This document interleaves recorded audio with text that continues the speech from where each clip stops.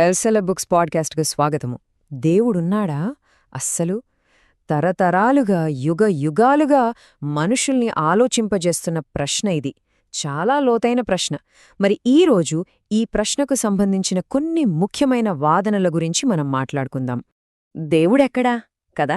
ఒక్కోసారి మన జీవితంలో అసలు ఊహించని కష్టాలొచ్చినప్పుడు లేదా ప్రకృతిలోని అద్భుతాన్ని చూసి మనం అబ్బే మాటలు రాకుండా నిలబడిపోయినప్పుడు ఈ ప్రశ్న ఏదో ఒక టైంలో మనందరి మనసులో ఖచ్చితంగా మెదులుతుంది. అంటే ఇది ఏదో ఒక మతానికో ఒక ప్రాంతానికో సంబంధించిన ప్రశ్న కాదన్మాట. ప్రపంచంలో ప్రతి సంస్కృతిలో ప్రతి కాలంలోనూ మనిషిని వెంటాడిన ఒక పెద్ద ప్రశ్న ఇది. మన ఉనికికే సంబంధించిన ప్రశ్న. ముఖ్యంగా 2 సందర్భాల్లో మనకి ఈ ప్రశ్న బలంగా తడుతుంది. ఒకటి, మనకి తీవ్రమైన బాధ కలిగినప్పుడు, అసలు నాకే ఎందుకిలా జరుగుతోంది అని. ఇక రెండోది, ఆకాశంలో కోటానుకోట్ల నక్షత్రాలను చూసినప్పుడు, లేదా ఒక చిన్న పువ్వులో ఉన్న అద్భుతమైన డిజైన్ను చూసినప్పుడు, వావ్, ఇదంతా ఎలా సాధ్యం అనిపిస్తుంది. అయితే ఆధునిక విజ్ఞాన శాస్త్రం అంటే మోడర్న్ సైన్స్ వచ్చాక ఈ ఆలోచనని అది ప్రశ్నించడం మొదలుపెట్టింది. అసలు ఈ విశ్వాన్ని అర్థం చేసుకోవడానికి ఒక సృష్టికర్త నిజంగా అవసరమా అనే ఒక కొత్త ప్రశ్నను మన ముందుకు తెచ్చింది. సో ఈ చర్చ అంతా ప్రధానంగా 2 రకాల ఆలోచనల మధ్య జరుగుతోందన్నమాట. ఒకవైపు ఈ విశ్వం, ఇక్కడున్న జీవమంతా యాక్సిడెంటల్గా అంటే యాదృచ్ఛికంగా జరిగిపోయిన ఘటనల ఫలితం అంటారు. మరోవైపు లేదు, దీని వెనుక ఒక పర్పస్, ఒక తెలివైన డిజైన్ ఉంది అని వాదిస్తారు.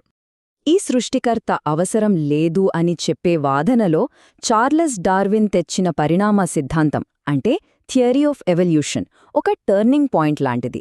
ఎందుకంటే జీవుల్లో మనం చూసే ఈ కాంప్లెక్సిటీని సహజంగానే వివరించవచ్చని, దీనికోసం ప్రత్యేకంగా ఒక డిజైనర్ అవసరం లేదని ఆ సిద్ధాంతం చెప్పింది.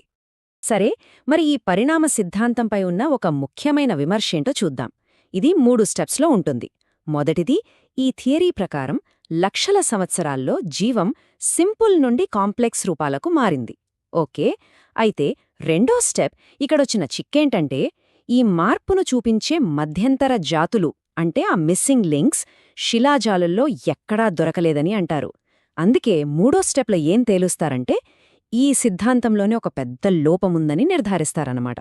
సరే, అది ఎవల్యూషన్ థియరీపై ఉన్న క్రిటిసిజం. మరి దీనికి ఆపోజిట్ ఆర్గ్యుమెంట్ ఏంటి అంటే ఈ విశ్వంలో ఒక డిజైన్ ఉంది అని చెప్పడానికి ఎలాంటి ఆధారాలు చూపిస్తున్నారు? ఈ వాదన వెనకున్న లాజిక్ చాలా సింపుల్గా ఉంటుంది. చూడండి, ఒక బిల్డింగ్ ఉండంటే దాన్ని కట్టినవాడి ఎవరో ఒకరు ఉండి తీరాలి. ఒక పుస్తకముంటే దాన్ని రాసిన రచయిత ఉంటాడు. అదే లాజిక్తో ఇంత పెద్ద, ఇంత అద్భుతమైన విశ్వమున్నప్పుడు దాన్ని డిజైన్ చేసిన ఒకరుండాలి కదా. ఈ డిజైన్కు సాక్ష్యాలు ఎక్కడో లేవు, మన చుట్టూనే ఉన్నాయని అంటారీ వాదన. కొన్ని ఉదాహరణలు చూస్తే, అంతరిక్షంలో కొన్ని బిలియన్ల గెలాక్సీలు ఒకదానికొకటి గుద్దుకోకుండా ఎంత పద్ధతిగా తిరుగుతున్నాయో చూడండి. మన భూమి జీవం ఉండటానికి వీలుగా సూర్యుడి నుండి ఎంత కరెక్ట్ దూరంలో ఉందో గమనించండి. ఇక అన్నిటికన్నా ముఖ్యంగా మన శరీరంలోని ప్రతి కణంలో ఉండే డిఎన్ఏ, అదో అద్భుతమైన ఇన్ఫర్మేషన్ సిస్టమ్. అందుకే ఈ వాదన యొక్క సారాంశం ఒక్కటే, ఇంత కాంప్లెక్స్ డిజైన్ ఉందంటే ఖచ్చితంగా దానికొక డిజైనర్ ఉండాలి. ఆ డిజైనర్ లేకుండా ఇంత ఆర్డర్, ఇంత కాంప్లెక్సిటీ అస్సలు సాధ్యం కాదు. ఒక చిన్న కానీ పవర్ఫుల్ ఉదాహరణ చూద్దాం. మనం పీల్చే గాలిలో అంటే మన వాతావరణంలో నైట్రోజన్ శాతం ఎంతో తెలుసా? సరిగ్గా 78.08%. ఈ నంబర్ జస్ట్ కొంచెం అటూ ఇటూ అయినా సరే భూమిమీద జీవం ఉండటం అసాధ్యం. మరి చెప్పండి, ఇది కేవలం యాదృచ్ఛికమా లేక ఒక పర్ఫెక్ట్ ప్లానింగ్లో భాగమా? సరే, ఇదంతా బానే ఉంది, కానీ దీంతో మనం ఒక చాలా ముఖ్యమైన పాయింట్కొస్తున్నాం. ఒకవేళ ఆ సృష్టికర్త ఉంటే మరి ఆయన ఉన్నాడని ప్రూఫ్ ఎక్కడా? ఆ రుజువుల కోసం ఎక్కడ వెతకాలి? సైన్స్ ల్యాబ్లోనా లేక ఇంకెక్కడైనా దొరుకుతాయా? సో నాస్తికవాదం అంటే ఏథియిజం ఏం చెప్తుందంటే, మన కంటికి కనిపించే ఈ భౌతిక ప్రపంచమే నిజం, దాన్ని దాటి ఏమీ లేదు. ల్యాబ్లో పెట్టి నిరూపించలేని దేన్ని మనం నమ్మలేం. మరి దేవుడికి అలాంటి సైంటిఫిక్ ప్రూఫ్ లేదు కాబట్టి దేవుడు లేడు. ఇది వాళ్ల పాయింట్ ఆఫ్ వ్యూ.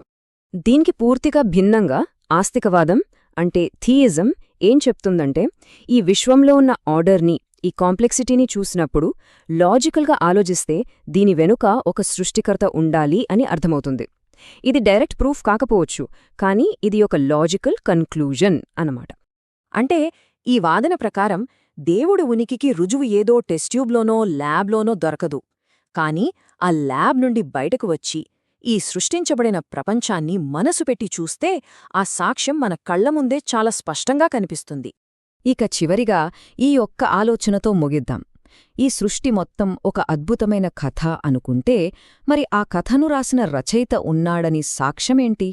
బహుశా ఆ సాక్ష్యం మరెక్కడో కాదు, ఆ కథలోనే, ప్రతి పేజీలో, ప్రతి అక్షరంలోనే దాగి ఉందేమో? ఈ ప్రశ్న గురించి ఆలోచించండి. విన్నందుకు ధన్యవాదాలు. మరిన్ని విశ్లేషణల కోసం మా ఛానల్కు తప్పకుండా సబ్స్క్రైబ్ చేసుకోండి.